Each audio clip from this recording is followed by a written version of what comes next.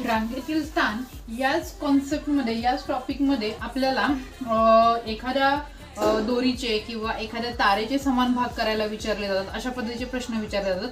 हे प्रश्न दिसताना सोपे आहेत, पण क्षुल्लक चुकांमुळे किंवा एक अंदाजामुळे काय होतं तर एक दोन उत्तरं चुकली जातात. तर इथं आपण काय करायचंय, एका तारेचे समान 15 भाग करायचे असल्यास ती किती ठिकाणी कापावी लागेल. आता एक तार दिलेली आहे, तिचे 15 ठिकाणी काय करायचे, 15 भाग करायचे. 15 समान भाग.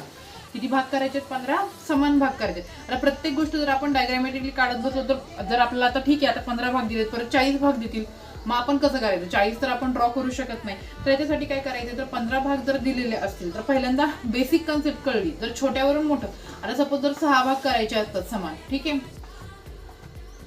आता बघा, आणि 6 हे 6 काय करायचे आहेत, मला समान भाग करायचे. तर मी किती ठिकाणी कट केलं, 1 2 3 4 आणि 5. म्हणजे 6 समान भाग करायचे असतील तर त्यामधून जर 1 तुम्ही मायनस केला तर तुम्हाला किती भाग मिळणार आहेत, 6 समान भाग मिळणार आहेत.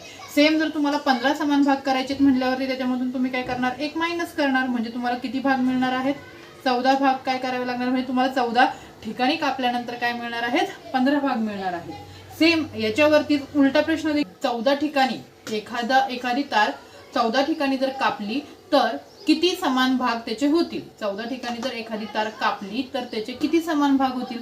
जर 14 ठिकाणी कापली तर काय करावं लागणार, तुम्हाला 1 ऍड करावं लागणार. काय करावं लागणार, 1 ऍड करावं लागणार. म्हणजेच तुमचं उत्तर काय येणार आहे, 15 समान भाग होतील. काय होणार आहे, 15 समान भाग होतील. अशा वेळेस आणि 1 मायनसची कन्सेप्ट जी तुम्हाला पेपरमध्ये काय आहे, युजफुल आहे.